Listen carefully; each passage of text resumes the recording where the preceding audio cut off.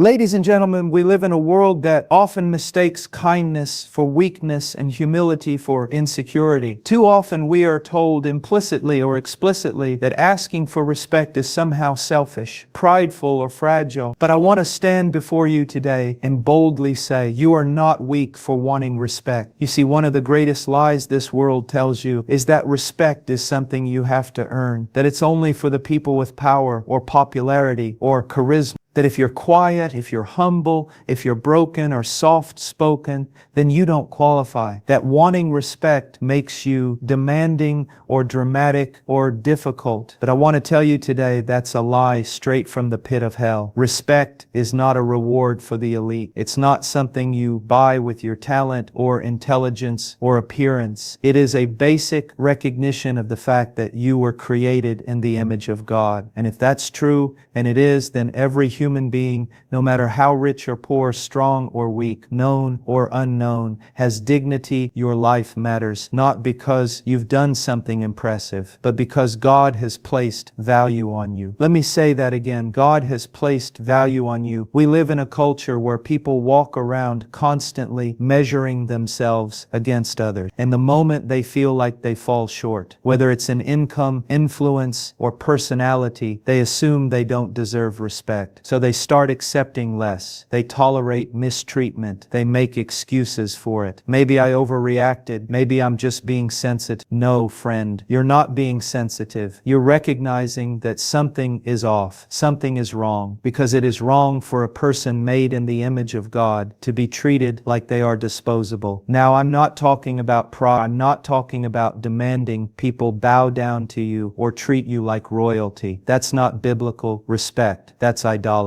No, what I'm talking about is something far more simple, but far more powerful. The right to be seen and treated as a human being with worth. You're not weak because you don't want to be mocked. You're not weak because you don't want to be ignored. You're not weak because you feel something deep in your chest twist when someone treats you like your voice doesn't matter. That's not weakness. That's awareness. That's a soul that knows it was made for more than abuse and indifference. And I know some of you have heard, well, respect has to be earned, but that's only half the truth. Yes, there is a kind of respect, honor, admiration that grows from character and integrity. But there is another kind, more fundamental, more urgent, the respect due to every person simply because they are a person. And if we forget that, if we strip people of that basic human dignity until they've proved themselves worthy in our eyes, then we have become nothing more than judges. We have set ourselves on a throne we have no business sitting on. You deserve respect because you are not an accident. You are not a product of random chance. You were designed with purpose and care. You were not mass-produced. You were handcrafted, and the fingerprints of your Creator are all over you. You bear His image. So when someone disrespects you, they're not just insulting you, they are dishonoring the one who made you. And when you accept disrespect as normal, you are agreeing with the world that your value is negotiable. But it's not. You are not weak for noticing that your soul craves dignity. You are not weak for walking away from people who refuse to see your worth. You are not weak for saying, this hurts me, this belittles me, this isn't right. That doesn't make you soft. It makes you human. And it might just mean you're stronger than you think, because it takes courage to know what you're worth, and even more to live like it. Some of you have had your voice taken from you. You were raised in environments where speaking up meant getting hurt. Maybe in your home, your school, your workplace, even your church. You were told that respect was something you'd never be good enough for. So you learned to settle. You learned to stay small. But I want to say something to you right now. You were never meant to live that way. You were never meant to shrink just to survive. You were never meant to swallow your voice just to keep the peace. You were made to walk in the truth of who you are, loved by God, valued by God, created for something more than survival. And maybe, just maybe, it's time to start living like that's true. No one should ever have to convince another human being that they deserve basic kindness, fairness, and honesty. And if someone is making you feel like you're asking for too much just because you're asking to be treated with respect, then they are the ones in the wrong, not you. So stand firm. Don't believe the lie that you're fragile because you long to be valued. Don't accept the myth that self-respect is selfish. Wanting to be treated with decency doesn't make you proud. It doesn't make you rebellious. It means you still believe in something sacred. It means you know that people were never meant to be used, discarded, or silent. They were meant to be loved and honored. Not because they're perfect, but because they are people. When we talk about respect, it's important to understand that asking for respect is not a sign of weakness. It is a clear sign of self-worth. It means you recognize that you are valuable and that your life matters. Far too often, people confuse humility or gentleness with weakness. They think that standing up for themselves or setting boundaries means they are prideful or difficult, but nothing could be further from the truth. Listen carefully. When you speak up and say, "I deserve to be treated with kindness," or "Please don't speak to me that way," you are showing something remarkable. You are showing that you know who you are. You are showing that you have a standard, a line you will not let others cross. And that kind of clarity does not come from weakness. It comes from strength. It comes from the understanding that you are worth something, that your time, your feelings, your soul are not to be discarded or overlooked. Too many of us have grown up in environments where respect was conditional. Maybe it depended on how well you performed, or how much you said yes to others, or how quietly you endured pain. Maybe your family, your friends, or your workplace made you feel like respect was something you had to earn through endless effort or compliance. But I'm here to tell you that respect is not conditional in that way. At its core, respect is rooted in self-respect, and self-respect is not a luxury, it is essential. It is the foundation of your identity. It is the way you tell yourself, "I matter, my voice matters, my boundaries matter." When you lose that self-respect, when you let it slip away, you begin to tolerate things you should never tolerate. You start to accept insults, neglect, and dishonor. You start to believe the lie that you don't deserve better. But that is a dangerous place to live. I want you to think about this. Every time you refuse to stand up for yourself, every time you swallow your hurt instead of speaking your truth, you chip away at your self-respect. You tell yourself, maybe they're right, maybe I don't deserve respect, but that's a lie. And if you believe that lie, it doesn't just harm your soul, it opens the door for others to treat you poorly again and again. There is something powerful about standing firm in who you are. When you say, "No, I will not be treated like this," you aren't being arrogant or unloving. You are acting out of love, love for yourself and for those around you. Because when you honor yourself, you teach others how to treat you. When you set boundaries, you show what is acceptable and what is not. You create a space where respect can grow. It's important to remember that self-respect is deeply connected to the way you value yourself in God's eyes. You were created with infinite worth, designed for love, dignity, and purpose. When you remember that, it gives you the courage to walk away from disrespect, to speak up when you are hurt, and to refuse to be silenced. Your self-respect is a reflection of the respect God has for you, and sometimes that means having difficult conversations. Sometimes it means saying no to relationships or situations that drain you or belittle you. That is not weakness. That is wisdom. That is a refusal to accept less than what God intends for your life. Now, I know it's not easy. There are times when you feel small and unsure. There are times when standing up for yourself feels risky, maybe even dangerous, but the alternative is far worse. To live without self-respect is to live disconnected from the truth of who you are. It's to settle for less than the life God desires for you. When you reclaim your self-respect, you also reclaim your power to live authentically. You begin to attract people who honor you, who treat you with the kindness and dignity you deserve. And you become a beacon of strength to others who may be struggling to find their own voice. Remember this, your desire for respect is not selfish, it's not prideful, it's a declaration that you recognize your God-given value, and that declaration will change the way you move through the world. So when you find yourself hesitating to speak up or feeling guilty for wanting better treatment, remind yourself of the truth. Self-respect is the foundation of your well-being, your relationships, and your faith. Without it, you cannot flourish. With it, you will stand firm, walk boldly, and live fully. You are worthy of respect, not because of what you do or what others say about you, but simply because you are you, a child of created with purpose and loved beyond measure. Hold on to that truth, live it every day, and never forget, asking for respect is a sign of your strength and self-worth.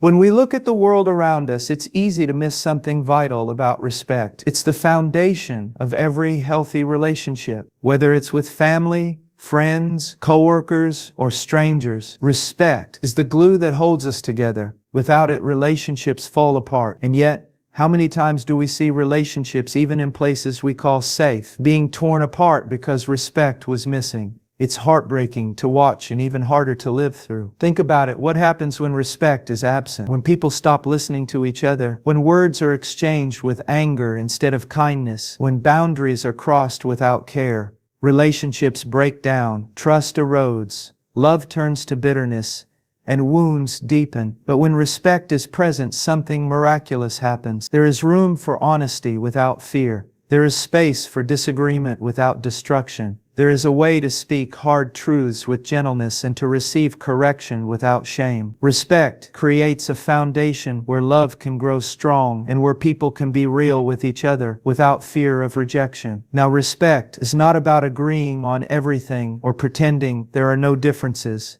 It's not about always being polite or avoiding conflict. Real respect is deeper than that. It's about recognizing the worth of the other person, even when you don't see eye to eye. It's about valuing their feelings, their dignity, their humanity. It's about saying, "You matter," even when it's hard. And this matters because relationships shape us. Our families teach us how to love. Our friends show us how to trust. Our coworkers reflect how we handle pressure and conflict. When respect is lacking, all these relationships suffer, and so do we. We become guarded, defensive, or worse, hurt and broken. If you've ever been in a relationship where you felt disrespected, you know what I'm talking about. It's painful. It's isolating. It can make you question your worth and your ability to connect with others. And that pain doesn't just disappear when the disrespect stops. It leaves scars. But it also leaves a choice. Do you allow the cycle to continue, or do you break it by demanding the respect you deserve? The truth is, every healthy relationship requires respect as its foundation. This means setting clear boundaries about what is acceptable and what is not. It means listening deeply, even when it's uncomfortable. It means valuing the other person's voice as much as your own. And it means standing firm against disrespect whenever it arises. It's also important to realize that respect is mutual. You cannot demand respect without giving. This is not a one-way street. You have to show respect if you want it. When you treat others with kindness, patience, and fairness, you invite the same treatment in return. This doesn't mean allowing abuse or compromising your dignity, but it means approaching others with a heart that honors their humanity. And sometimes that can be the hardest part, respecting those who have hurt us or who don't seem to deserve it. But even then, respect is not about excusing bad behavior. It's about refusing to lower yourself to bitterness or hatred. It's about holding on to your dignity even when others do not. And in doing so, you create the possibility for healing and restoration. I want to remind you that respect in relationships is not just about others. It's also about how you respect yourself. If you allow disrespect, if you tolerate being treated poorly, you send a message to everyone around you, including yourself, that you are not worth more. And that can be devastating to your spirit. But when you choose to honor yourself by demanding respect, you also honor the relationships you are in. You set a tone that says, "I value this relationship enough to protect it from harm." You make room for love to flourish because you have made room for respect. This is why it is so important to be intentional about the relationships you keep. Sometimes the most loving thing you can do is to walk away from relationships that consistently disrespect you. That might be hard, it might be painful, but it is necessary for your well-being and for the well-being of everyone involved. Healthy relationships lift us up. They challenge us to grow. They encourage us when we are weak and celebrate with us when we succeed. And all of this is only possible when respect is present. So if you find yourself in relationships where respect is missing, I urge you to take a step back and ask yourself, what kind of relationship do I want? What boundaries do I need to set? How can I communicate my needs clearly and lovingly? And am I willing to walk away if those needs are not met? It's not easy. It requires courage. It requires wisdom. But it is necessary if you want relationships that reflect the dignity and value God has placed within you.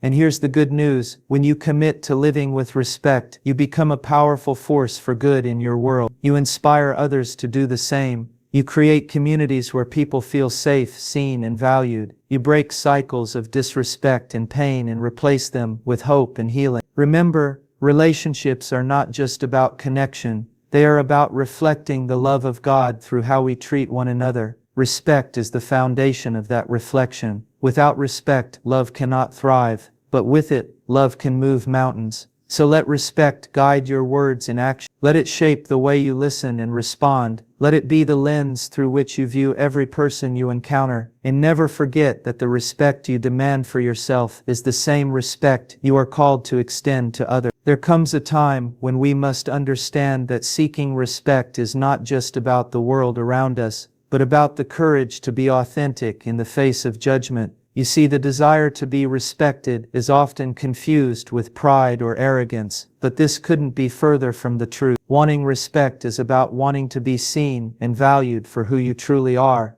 Not a mask, not a role, but your real self. And this is where many stumble, because authenticity demands bravery. When you dare to show up as you are, with all your flaws, weaknesses, and imperfections, you open yourself to vulnerability, and vulnerability can be frightening because it exposes us to the risk of rejection, misunderstanding, or ridicule. But here is the truth: the very act of being authentic, of refusing to hide behind pretense, is a powerful declaration that you know your worth. It says, "I am enough, even when I am not perfect," and that, my friend, is not weakness, it is strength. We live in a culture that often pressures us to conform, to blend in, to wear masks that make us appear strong, successful, or acceptable. But those masks come at a cost. They disconnect us from our true selves and from others. They keep us trapped in loneliness and silence. When you ask for respect, you are saying you will not live behind those masks any longer. You will be real even when it's hard. You will stand firm in your identity, even if the world tries to tear it down. This authenticity is not always met with kindness. Sometimes it is met with criticism or exclusion. People may try to shame you for not fitting their expectations or for daring to be different. But remember this: respect that is genuine is not conditional on fitting a mold. True respect honors the person beneath the surface, the person who is growing, struggling, and seeking to live honestly. And here lies a vital lesson: seeking respect for your authentic self requires you to know yourself deeply. You must be willing to face your weaknesses and your strengths with honesty. You must embrace your story, the joys and the scars alike, and refuse to let shame define you. This is a journey of self-acceptance that frees you to demand the respect you deserve. When you live authentically, you also give others permission to do the same. You break down the walls of fear and pretense, creating a space where real connection can happen. People are drawn to authenticity because it is rare and precious. It offers hope that they too can be accepted for who they are, not just what they appear to be. Now, living authentically and seeking respect for your true self is not a call to selfishness or disregard for others. It is a call to live with integrity and courage, honoring both yourself and those around you. It means setting boundaries that protect your identity and values, while also extending grace and understanding to others. In doing so, you cultivate relationships built on trust and mutual respect. You reject the shallow interactions that leave you feeling empty, and instead embrace meaningful connections that nourish your soul. But to live this way, you must be willing to confront fear, the fear of rejection, the fear of not being enough, the fear of standing alone. These fears are real, and they can be overwhelming, but they are not stronger than the truth of who you are in the eyes of the one who created you. So stand firm in your authenticity, speak your truth with love and humility, demand the respect that honors your true self, and remember that your worth is not determined by the approval of others, but by the unchanging value bestowed upon you from above. You are not weak for wanting respect. You are brave for insisting on it.